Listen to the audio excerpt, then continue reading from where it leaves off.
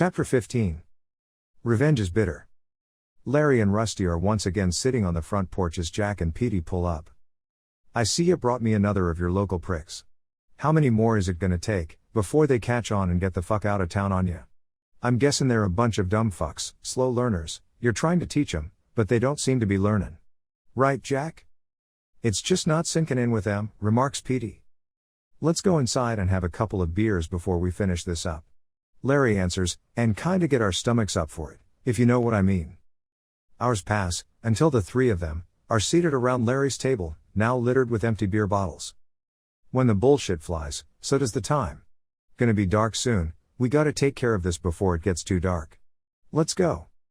They all rise and leave the house, as Petey drives the car around to the garage. The sun is about to set, and the landscape is a dull gray. As Jack and Petey place Wheeler's naked body onto the plywood sheet, only his dark outline can be barely made out in the dim light. His skin color appears as a dull gray. His face is still covered with plastic. Petey wanted it that way. Jack stares skyward, and points. Several crows are sitting on the limb of a dead tree, silhouetted against the distant bright sky. They are cawing loudly, while one of their group is being attacked by two others. "What's going on with those birds?" asks Jack. Larry looks up at the crows. "My mama used to call it Holden Court, I remember seeing it lots of times when I was a kid. Crows, when they think one of them screws up, all get together and cackle about it, kinda like a trial, then they kick his ass and chase him out of the flock. They maybe even kill him if he don't get away in time." "What do you think he did?" Petey wonders, out loud. "How the fuck would I know?" Larry answers. "How could I know what's going on in a bird's head? I don't even know what's going on in my own head half the time. I guess he just pissed him off. Kinda like people, sometimes people get pissed and it eats at them, all they want to do is get even, no matter what." Then, he pauses, "Come to think of it, maybe Ma was wrong, maybe it's not a trial they're having, but more like a lynch mob." As they turn their attention away from the birds, Larry starts to get dressed in his rain slicker and mask. He starts up the chainsaw, ready to start the dissection, then suddenly stops, pointing to a drop light, hanging on the wall. "Grab that light over there, I can't see what the fuck I'm doing here. I don't want to be cutting off my own leg."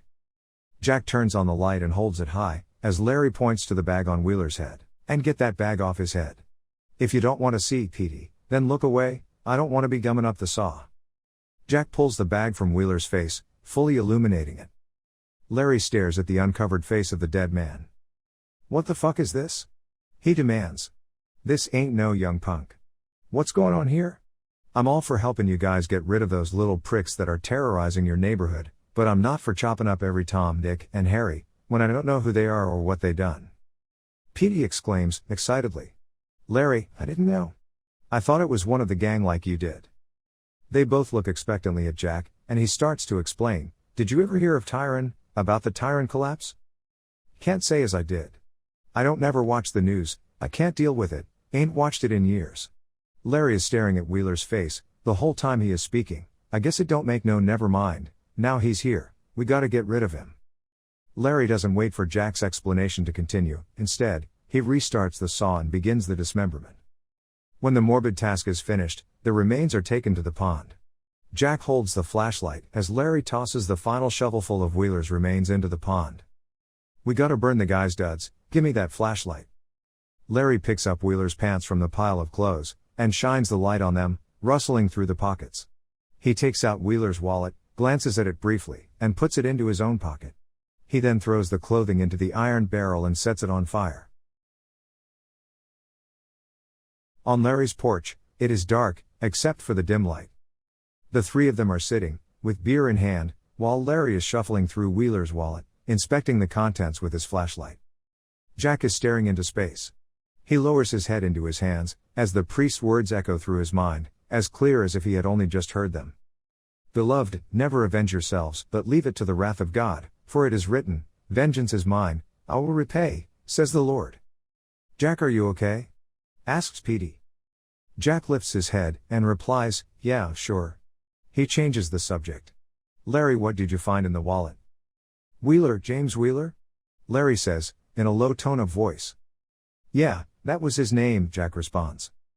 In Larry's hand, he holds a small dark item from Wheeler's wallet, an object laminated in plastic. Larry sits and stares at it. After a few seconds, he silently rises to his feet and goes into the house, slamming the screen door behind him. Jack and Petey remain on the porch, drinking in silence, until the screen door slams again, as Larry comes back out of the house behind them. A shotgun blast rings out and Jack is catapulted forward out of his chair and tossed face down onto the porch floor. The back of his head is blown away. Petey is stunned and immediately drops his beer and spins to face Larry, who stands with the smoking shotgun, now lowered down to his side. "Don't worry, Petey," he says, "I ain't gonna shoot you." Petey shouts horrified, "Holy shit. You just killed Jack. Right out of the blue. Like that. Why?" Larry sits down in Jack's empty seat, the gun still in his hand. "I had to, I just had to." "What the fuck do you mean you had to?" Petey shouts, in panic. Larry reaches into his pocket, and slowly brings out the dark plastic object, taken from Wheeler's wallet. He stares at it. "Know what this is?" "Can't really tell," answers Petey. "Looks like beef jerky." "It's a Kong's ear. It's been in this guy's wallet since '68. When I gave it to him." "You mean? You knew the guy we just put in the pond?" "Knew him? Shit, yeah, I knew him. He was Nazi, my bud from Nam. When we first pulled off the bag, I thought he looked familiar, but I ain't seen him in 25 years or more, so I didn't really recognize him right away. Jack never told us his name, so I never put anything together, until I pulled out his wallet and saw his name, Wheeler. That was Nazi's last name. When I found this, I knew for sure it was him." He holds up the ear. "But, why did you kill Jack? He couldn't have known Wheeler was your friend." "Don't know, I guess it was just that old Nam thing, came right over me again. I just had to." Larry is staring into space, speaking almost robotically. "After I found the ear in Nazi's wallet, I looked at Jack and it was like Jack, all of a sudden, was just like that Kong I shot out of the tree in Nam. I tried to look away, but something was making me keep looking back at him, and every time I looked, I wanted to see Jack, but I just kept seeing that Kong sniper's face. I could smell the jungle, hear the sounds, and feel the heat. I just knew that I had to shoot him, or that fucking Kong would get me, and Nazi too. I had to do it."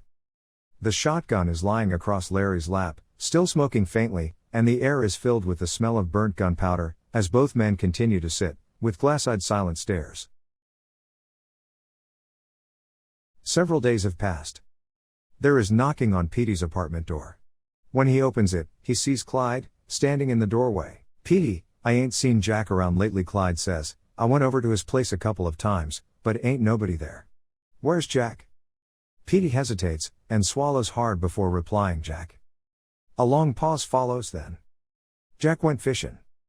Another pause and Clyde continued. "The reason I wanted to see him is to tell him that the firemen got some new recruits and they're at it again." "What do you mean at it again?" "They're coming around for the dues like before," Clyde answers. "Wouldn't you think they would've got the message and given it up by now? What's it gonna take?" Petey mused out loud. "Did you really think they were gonna let go of all those old geese around here laying the golden eggs just like that?" "Not a chance," replied Clyde. There was another brief silence and Clyde continued. "The only way that they would ever give it up is if somebody killed them all." He turned and started to leave. He suddenly stopped and turned to face Petey for a brief moment. "They'll probably be over here to see you too before the week is over," he called back.